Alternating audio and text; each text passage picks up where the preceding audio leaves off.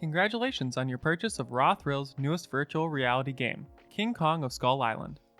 Let's jump straight into what you'll need in order to assemble it.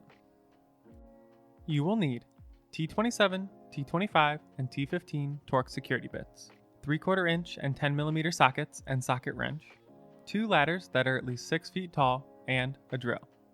The game can mostly be assembled by just one person, but you will need at least 3 people for one part of the assembly. We'll start our assembly by mounting the top monitor above the main cabinet. First, you'll need to rotate the monitor bracket into the upright position.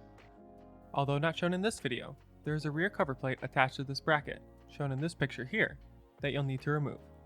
Remove the 8 1/4-20 screws holding it into place using a T27 Torx security bit and set the plate aside. Then secure the monitor bracket to the top of the main cabinet with 4 1.25" long 1/4-20 screws using the same bit. You'll need a washer and split lock washer for each of these screws.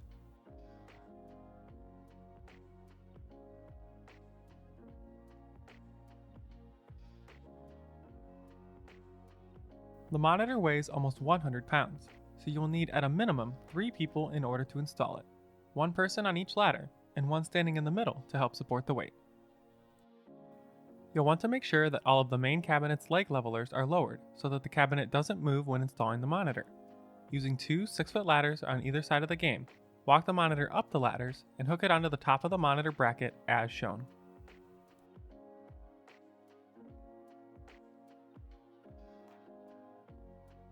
We'll start securing the monitor by installing these 2 VESA mount screws using a 10mm socket.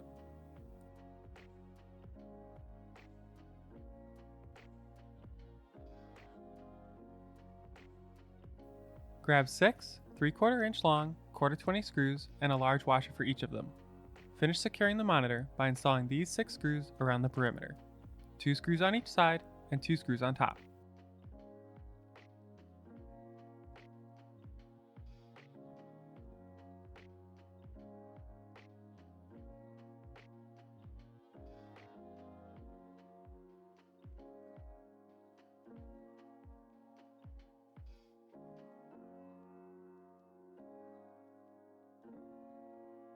Make sure you tighten all 6 screws with a drill. Plug in the AC and DVI cords and reinstall the rear cover plate. If the monitor is installed, do not attempt to move or transport the game. Also do not rotate the monitor bracket into the shipping position. This is what the monitor assembly should look like when you're done. Next we'll install the monitor bezel. Simply attach the 3-piece bezel to the monitor frame using 7 1/2-inch long 1032 screws and a T25 Torx security bit. The top part is mounted with 3 screws, while the side pieces are only mounted with 2.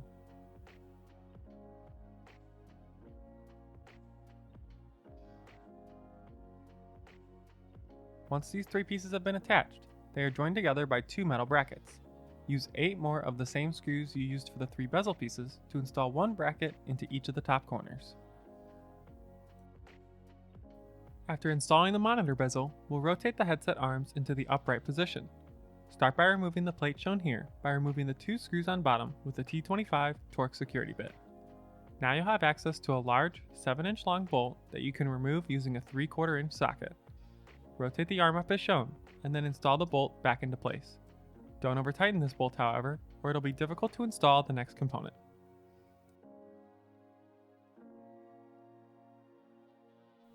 Next we'll install the underarm bracket. It's helpful to have a second person hold the arm up throughout this process, but not necessary. The fit is a bit tight, so you might have to use a little force to get the bracket into position. Secure it into place using 2 1.5-inch long 1/4-20 screws, washers, and split lock washers.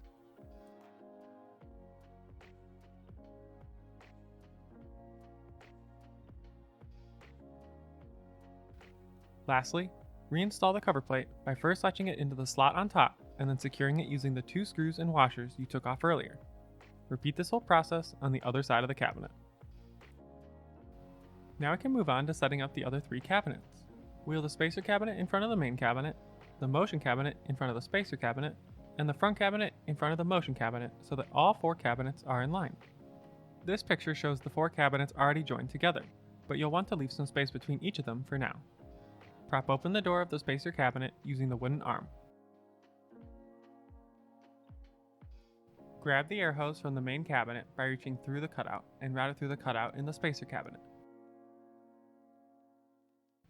Push the hose into the open inlet of the air manifold. Pull the cluster of wires out from the cutout on the other side of the main cabinet and route them through to the spacer cabinet as shown.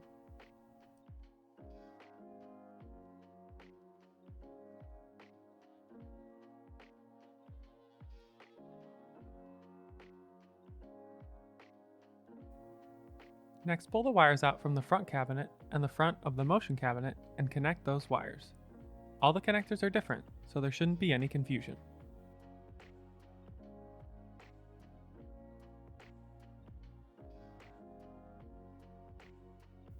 You'll notice that there's a USB cord coming from the front cabinet that you didn't plug in. Route this through the motion cabinet so it comes out the back.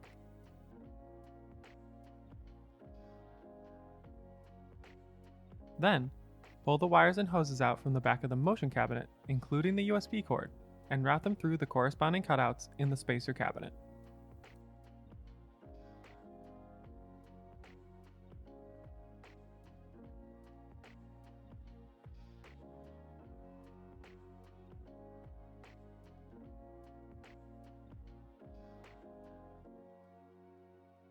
Take that USB cord and route it through to the main cabinet as shown.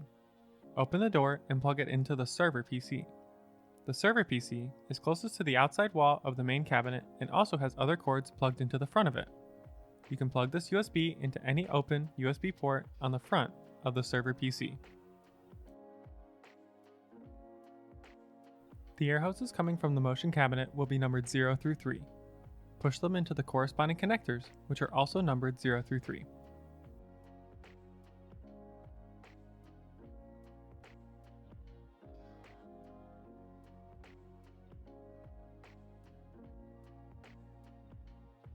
Then connect the rest of the wires.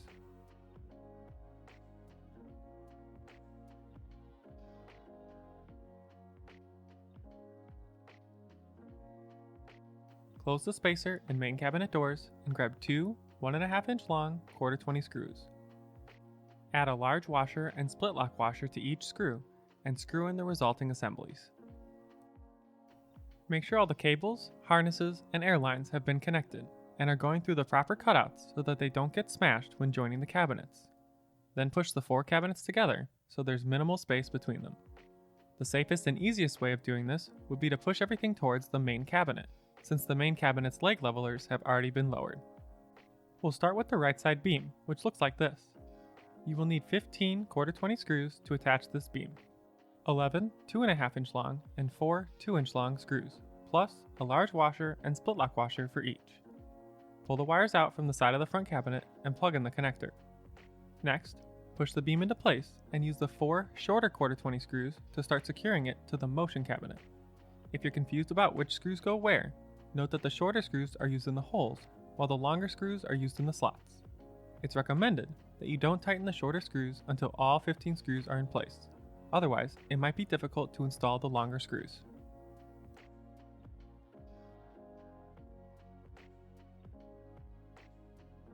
Once the shorter screws are in place, start installing the longer screws by working outward.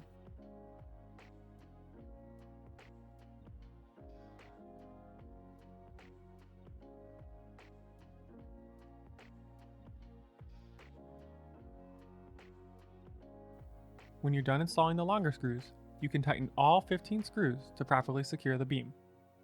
Repeat this process on the other side of the cabinet. Once everything is in place, lower the leg levelers of all 4 cabinets. Absolutely do not operate this game until both connector beams are securely in place and all leg levelers have been lowered.